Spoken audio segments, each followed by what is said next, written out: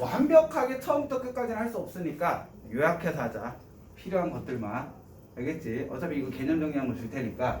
자, 직선의 방정식을 할 거다. 여러분들 직선의 방정식을 할 때 꼭 먼저 설명하는 게 뭐냐면은 1차함수를 먼저 설명을 해. 근데 분명히 1차함수와 직선의 방정식은 틀려. 그런데 선생님 1차함수 왜 가르쳐요? 우리 1차함수는 해봤잖아. 중1, 중2 때. 이거를 써먹을 수 있으니까 이용하는 것 뿐이지 분명히 다른 부분이 있어. 예를 들어줄게. 여러분들 정사각형하고 사각형 같아? 같다라고 얘기는 못하죠. 그 대신 이 얘기는 할 수 있지. 모든 정사각형은 사각형이라고 얘기할 수 있죠. 그치? 정사각형은 다 사각형이라고 할 수 있어. 하지만 사각형은 정사각형이라고 할 수 있어? 없어. 이거라고 생각하시면 돼요. 모든 일차함수는 직선의 방정식을 만족을 해. 하지만 모든 직선의 방정식은 다 일차함수라고 얘기할 수 있다 없다? 없어. 그렇기 때문에 우리는 직선의 방정식을 할 때 일차함수를 이용하긴 하지만 그거를 만족하지 않는 또 다른 직선도 있다라는 걸 신경 쓰면서 문제를 푸셔야 된다는 거. 알겠니? 그것만 너희들이 잊지 않고 풀면은 편안하게 풀 수가 있어. 대부분 아이들이 실수해오는 게 무엇 때문에 실수를 해온다? 그냥 함수꼴로 문제를 풀려고 하다 보니까 실수하는 것 뿐이야. 자, 우선 1차 함수 먼저 설명을 할 건데 우리 1차 함수는 y는 mx 플러스 n꼴을 만족을 한다. 너희들이 배우는 직선의 방정식의 형태는 방정식 꼴이기 때문에 ax 더하기 by 더하기 c는 0꼴을 이용을 하는 거야. 근데 당연히 우리는 다음 식을 어떤 꼴로도 표현할 수가 있는 거야? 넘겨주면 by는 마이너스 ax 마이너스 c가 되죠. 그럼 우리 양변을 뭐로 나눌 수 있어? b로 나눌 수가 있잖아. 아니지. 조심해야 돼. 여기에서 첫 번째 b가 0이 아닐 때 그래야지만 우린 b로 나눌 수가 있는 거야. b가 0이 아닐 때 우리는 어떤 꼴로? y는 마이너스 b분의 ax 마이너스 b분의 c 꼴인 무슨 꼴로 만들 수 있다? 함수 꼴로 만들 수 있어. 하지만 두 번째 b가 0이면 양변을 b로 나눌 수 있다 없다? 없어. b가 0이면 얘가 없어지는 거잖아. 0 곱하기 y는 0이니까 그때 우리는 어떤 직선을 얻을 수 있다? x는 마이너스 a분의 c라는 직선을 얻을 수가 있다. 그래서 우리가 찾는 직선의 방정식 형태는 다음 두 가지 형태라고 생각합니다. 얘는 함수다 아니다? 아니야. 그 대신 얘를 나타내도 어떻게 나타난다? 직선으로 나타난다. 무슨 말인지 알겠지? 1차 함수는 다 그래프를 그리면 무엇이에요? 얘는 직선의 그래프가 그려져. 1차 함수는 다. 그래서 직선의 방정식이라고 얘기할 수가 있는 거고. 꼭 기억하셔야 돼. 너희들이 얘를 함수꼴로 만들 수 있는 건 뭐? x 앞에 곱해져 있는 b가 0이 아니다라는 전제만 있을 때 함수꼴을 이용할 수 있는 거고 0일 때는 또 다른 식이 주어진다. 어떤 식? x는 마이너스 a분의 c. 얘가 있다라는 걸 꼭 생각하고서 푸셔야 된다는 거야. 알겠니? 이것을 여러분들이 생각을 해주시고 그러면 함수꼴로 변형을 했다면 중요한 게 있지. x 앞에 곱해져 있는 걸 뭐라고 해요? 기울기라고 해요. 우리 기울기의 정의는 뭐지? 그치. 변화량이라는 표현도 쓰지만 흔하게는 증가량 x의 변화량분의 y의 변화량.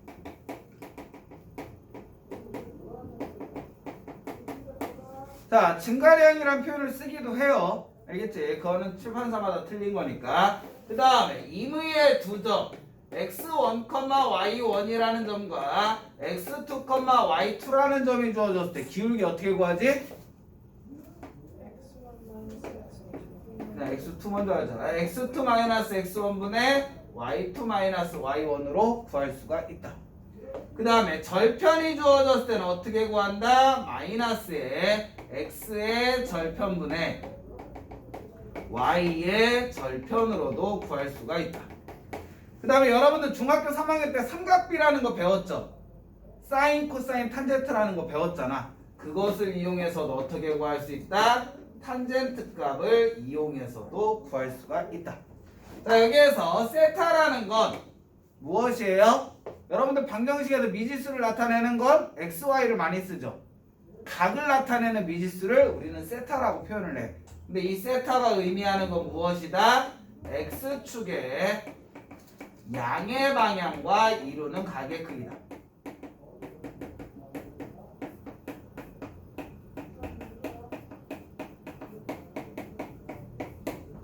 꼭 양의 방향이에요. 우리는 x축을 보면 0을 기준으로 오른쪽을 양, 왼쪽을 뭐라고 해? 음이라고 하잖아. 그치? 그 오른쪽 부분을 기준으로 잡는다는 거야. 알겠네? 이건 나중에 필요한데. 자, 선생님이 얘를 굳이 복습하는데 다시 써준 이유는 딱 한 가지야. 고3 때까지 이용해야 된다.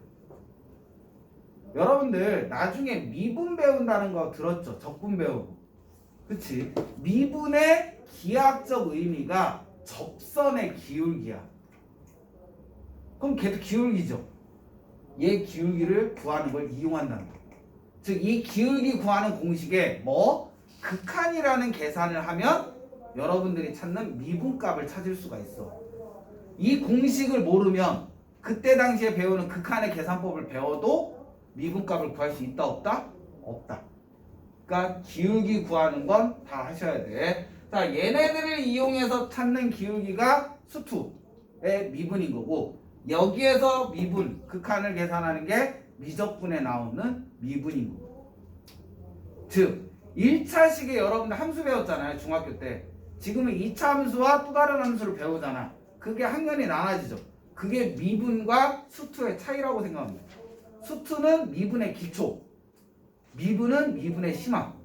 그게 어떤 다항식, 일반 다항식의 미분을 취하는 건 수투에서 하는 거고, 또 다른 다항식의 미분을 취하는 건 미적분에서 배우는 거고. 그 두 개가 전혀 생뚱맞은 걸 배우는 게 아니라 이렇게 어떤 식의 미분을 취하느냐의 차이라고 생각하시면 돼. 자, 얘가 중요한 거고, 그 다음에 얘 n값을 뭐라고 얘기하니? y 절편이라고 하죠. 우리 절편, 뭐를 절편이라고 하니? x축과 만나는 거, 축과 만나는 그래프, 그래프와 축이 만나는 점을 절편이라고 하잖아. 그걸 x축과 만난다면 x절편, y축과 만난다면 y절편이라고 하죠. 자, x절편 어떻게 찾지? y에다 0 넣으면 되죠. y절편 어떻게 찾아? x에다 0 넣으면 되죠. 왜 0 넣을까? 근데 0일 때 나오는 x축에 있는 모든 점들의 공통점이 뭐야? y가 0이잖아. 그래서 그 위에 있는 점 찾으라니까 y에다 0 넣는 거고, y축에 있는 점을 찾으래. 그걸 y절편이라는데, y절편 찾으라면 y축 위에 있는 점이잖아. y축 위에 있는 점들의 공통점이 뭐야? x좌표가 다 0이잖아. 그래서 x값을 0으로 넣는 거고. 어떤 의미인지 알겠지? 그것을 여러분들이 기억하고 계시면 쉽게 찾을 수가 있다. 자, 그 다음에 너희들이 기억해야 되는 건 m값이 0보다 크면 그래프 어떻게 그려지니? 우상향. 그렇지, 우상향. 이거를 우리는 뭐라고 표현해? 유식하게 증가라고 표현한다. 여러분들이 선생님이 지금 이 용어를 쓰는 이유는 고2 때, 고3 때도 이 용어로 배우니까. 증가라고 하고, 증가라는 의미는 무엇이다? x의 값이 커질 때 y의 값도 뭐한다? 커지는 걸 우리는 증가라고 해. 자, m이 0보다 작으면 오른쪽 아래로 우하향이지. 그럼 얘를 뭐라고 얘기해? 감소라고 얘기해.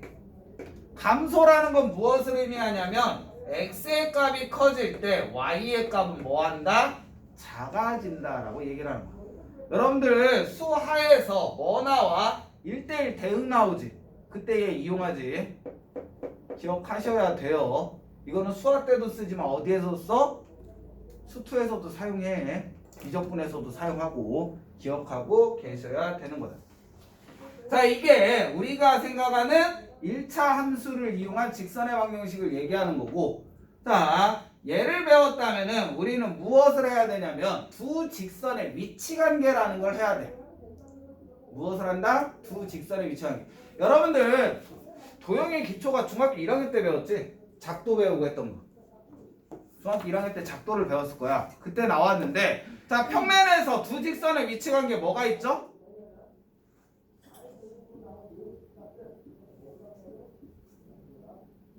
미친 짓거리 한 거 아니야. 뭐, 그치. 안 만나는 경우, 한 점에서 만나는 경우, 무수히 많은 점에서 만나는 경우. 이거를 우리는 유식하게 평행. 이거는 아무 얘기 없지. 일치. 어떤 건지 알겠지? 그냥 두 손을 안으로 오므리면 돼. 이 세 가지가 있어. 공간에서는 여기 하나가 더 추가되잖아.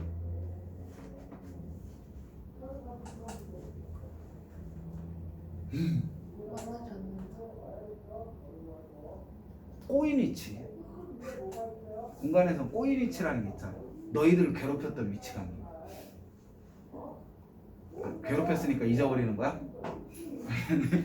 꼬인 위치가 있는데 우리 평면이기 때문에 방금 전에도 얘기했다. 만나지 않는다.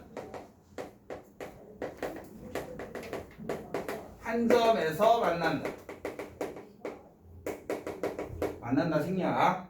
그 다음에 무수히 많은 점에서 만난다. 이거 정리한 거 줄 거예요. 이번에는 내신 대비 들어갈 때 다 줄 거야. 알겠지? 자, 만나지 않는다는 그래프가 어떻게 그려져? 다음과 같이 그려져. 뭐가 되게끔? 평행하게 되게끔. 그래서 얘를 유식하게 뭐라고 해? 평행이라고 해. 그 다음에 한 점에서 만나는 경우는 그냥 냅두고, 자, 무수히 많은 점은 뭐? 두 직선이 겹쳐 있다. 이걸 우리는 유식하게 뭐라고 해? 일치. 방정식으로 따지면 평행은 만나는 점을 찾는 게 불가능하잖아. 그래서 불능이라고도 해.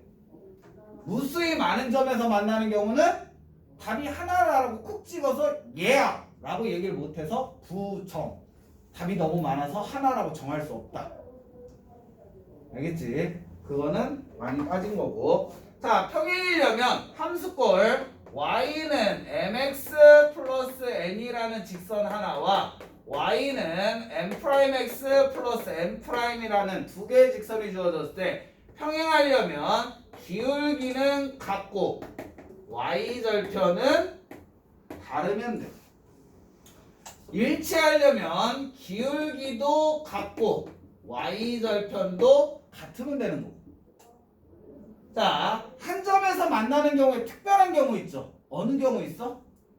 한 점에서 만나는데 어떻게 만난다? 수직으로 만나는 경우가 있어. 특별한 경우 수직이 있는데 수직이려면 무엇을 만족하면 돼? 기울기의 곱이 마이너스 1이라는 걸 만족하면 돼. 이게 너희들이 어디에서? 중학교에서 배웠던 내용인 거고, 얘를 이제 고등학교 과정인 무엇으로? 직선인 ax 플러스 by 플러스 c는 0꼴의 직선과 또 다른 직선인 a'x 플러스 b'y 플러스 c'은 0꼴이라는 직선이 있을 때는 평행일 때 어떻게 되냐? b가 같다라고 생각하면 돼. x의 개수의 b와 y의 개수의 b가 상수의 개수의 b가 있는데 xy의 개수의 b는 같지만 상수항의 개수의 b가 틀리면 우리는 평행이다라고 해요. 일치는 x의 개수의 b와 y의 개수의 b와 상수의 개수의 b가 다 어떠면 된다? 같으면 일치라고. 그 다음에 수직일 때는 무엇이 되냐면 x의 개수의 곱과 y의 개수의 곱의 합이 뭐 되면 된다? 0 되면 수직인 거고. 선생님도 대부분은 함수꼴로 너희들한테 문제풀이를 해줄 거야. 이걸로 푼다고 해서 서술형이 감점되는 경우는 없어요. 알겠지? 근데 얘를 이런 꼴로 변형해야 되잖아. 시간이 걸리겠지. 더군다나 미지수가 있다면 더 걸리겠지. 시간을 아끼기 위해서 밑에 거를 외워주시면 좋은데 거의 이용 안 해. 뭐 끽해봤자 얘 하나 이용한다. 그러니까 너희들이 반드시 외워야 될 건 얘 정도는 외워야 된다는 거. 방정식꼴로 주어졌을 때 수직일 조건은 x의 개수끼리 곱하고 y의 개수끼리의 곱의 합이 뭐 되면 된다? 0 되면 된다. 어떤 건지 알겠지? 자, 이것을 여러분들이 기억해 주시면 되고, 이게 직선의 방정식으로 표현했을 때 너희들이 알아야 되는 거다. 자, 이게 됐다면 뭐만 알면 돼? 이제는 임의의 한 점 x1, y1과 직선 ax 플러스 by 플러스 c는 0이라는 직선이 주어졌을 때 반드시 나오는 거, 점과 직선 사이에 거리 구하는 공식이 있지. 무조건 외워야 되는 공식이지. 얘는 거리는 보통 우리 d라고 표현하니까 얘는 루트의 x의 개수의 제곱 더하기 y의 개수의 제곱에 그냥 뭐 한다? 점 대입한다. 순서상 대입하니까 어떻게 돼요? ax1 더하기 by1 더하기 c 되겠죠. 근데 우리 지금 무슨 값 구하는 거야? 거리 구하는 거지. 거리는 무조건 무슨 값만 있어야 돼? 양수값만 있어야 되니까 뭐 취해주면 된다? 절대값을 취해주시면 된다. 이 공식은 무조건 외우라고 했어. 얘는 원방에서도 이용되고 앞으로 많이 이용되는 개념이야. 알겠니? 꼭 기억을 해주시기를 부탁드릴게요. 실질적으로 직선의 방정식에서 가장 기본적인 건 얘가 되는 거고, 이제 여기에 높아심에 하나만 더 하자. 지워도 됐겠지?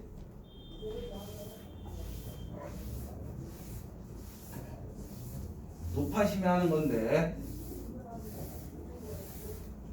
자, 여러분들 너희들한테 이제 직선의 방정식을 하잖아. 그럼 당연히 조건을 주어지고 직선의 방정식 세우라는 문제가 나오겠죠. 그치? 그럼 우리는 가장 많이 했던 게 뭐냐면은 순서상 두 점이 주어졌을 때, 즉 식세우기인데, 살짝 이거 맞아?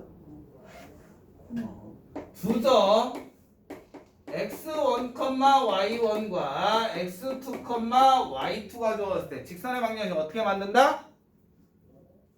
중학교 2학년 때 했던 방법 그대로 써도 돼. 어떻게?